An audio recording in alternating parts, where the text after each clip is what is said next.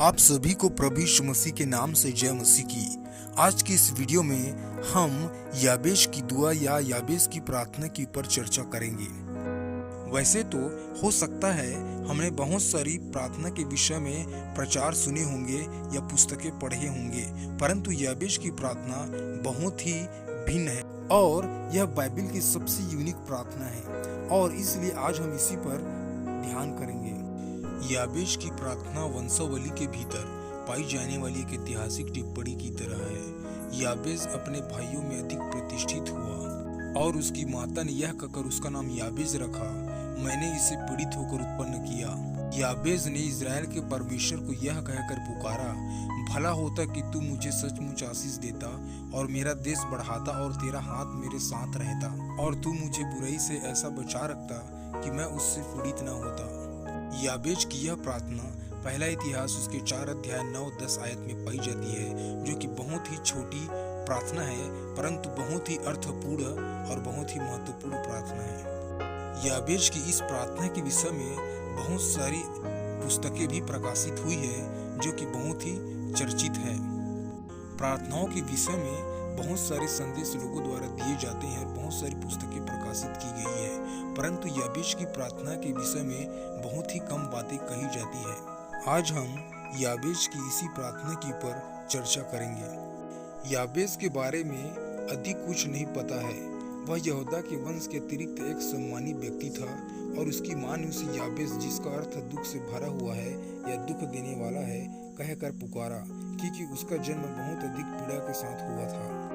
अपनी प्रार्थना में याबेश ने सुरक्षा और आशीष के लिए परमेश्वर की दुहाई दी। याबेश अर्थात दुखी पुरुष ने परमेश्वर के उस दुख से उसे दूर रखने के लिए प्रार्थना की, जिस दुख का स्मरण उसका नाम उसे दिलाता और भविष्यवाणी करता है। याबेश की इस प्रार्थना में 4 आवश्यक बातें और विनती पाई जाती है।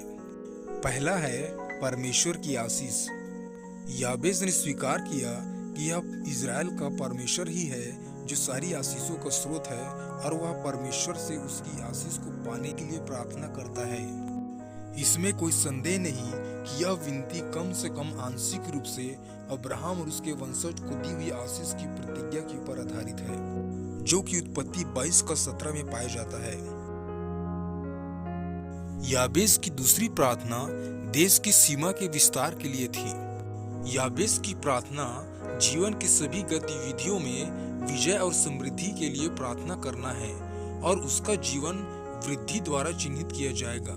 याबेश की प्रार्थना में तीसरी बातें जो हम पाते हैं वह है परमेश्वर के हाथ की उपस्थिति का होना। यह प्रार्थना परमेश्वर के मार्गदर्शन के लिए और प्रतिदिन के अस्तित्व में उसकी सामर्थ्य के स्पष्ट रीति से प्रकट होने के लिए याबेश की प्रार्थना में मांगने का एक तरीका था। याबेश की प्रार्थना में चौथी जो बात है जिससे हम सीख सकते हैं, या चौथी जो प्रार्थना याबेश ने की वह है नुकसान से सुरक्षा के लिए प्रार्थना। यीशु ने उसके शिष्यों को इस तरह से प्रार्थना करना सिखाया था, हे हमारे पिता तू जो स्वर्ग में है, हमें बुराई से बचा। याबेश परमेश्वर की ओर से ही स्वयं के लिए सुरक्षा प्रदान करने वाले के रूप में देखता है। उसकी प्रार्थना में याबेश का लक्ष्य दुख से मुक्ति प्राप्त करने के लिए था और हम इसके बारे में अंतिम बात यह पढ़ते हैं कि परमेश्वर ने उसकी सुन ली और उसकी प्रार्थना का उत्तर दिया। ठीक ऐसे ही जैसे सुलेमान ने बुद्धि की प्राप्ति के लिए नम्रता से भरकर प्रार्थना की थी और उसकी सुनी गई थी। और यहाँ पर भी हम देखते हैं आशीष के लिए याबेश की भक्ति के साथ की गई प्रार्थना का उत्तर दिया गया। जिस सफलता का आनंद याबेश को प्राप्त हुआ वह उसके आरंभिक दुख से कहीं अधिक का आनंद से भरा हुआ था। याबेश की प्रार्थना ने याबेश के नाम के ऊपर जय को प्राप्त किया। याबेश की इस प्रार्थना से हम कई सारी बातें सीख सकते हैं जो कि हमारे लिए बहुत ही आवश्यक और उपयोगी है, महत्वपूर्ण है। याबेश की यह प्रार्थना इस बात का सर्वोत्तम उदाहरण है कि हम हमारे जीवन में प्रार्थना को कितना अधिक प्राथमिकता देते हैं। हमें आवश्यकता के समय में स्वयं की सहायता के लिए सदैव परमेश्वर की ओर दृष्टि करना चाहिए और हम अपने निवेदनों को सीधे ही अनुग्रह के सिंहासन के पास ला सकते हैं और यीशु मसीह के कहे अनुसार हम उसके नाम से कुछ भी मांग सकते हैं और प्राप्त कर सकते हैं। प्रार्थना एक मसीही व्यक्ति का बहुत ही बड़ा और अद्भुत हथियार है और माध्यम है। प्रार्थना सारी समस्याओं का हल है और द्वार है।